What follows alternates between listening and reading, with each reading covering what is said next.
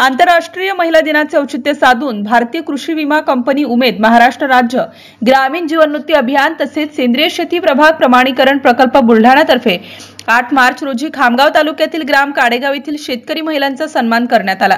सर्वप्रथम क्रांतिज्योती सावित्रीबाई फुले यांच्या प्रतिमेचे पूजन करून कार्यक्रमाला सुरुवात झाली।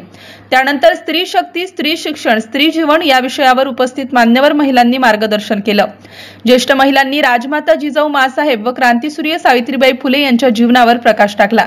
तर भारतीय कृषी विमा कंपनीचे जिल्हा व्यवस्थापक नितेश वाघ यांनी प्रधानमंत्री पीक विमा योजना व संपूर्ण पशुधन कवच या विषयावर विस्तृतपणे शेतकरी महिलांना मार्गदर्शन केलं। कार्यक्रमासाठी गावच्या महिला सरपंच श्रीमती स्वातीताई विष्णू फुकट यांच्यासह महिला बचत गटाच्या सर्व महिला मोठ्या संख्येने उपस्थित होत्या। MCN न्यूज मराठीकरिता नंदकिशोर ठाकरे, खामगाव ग्रामीण।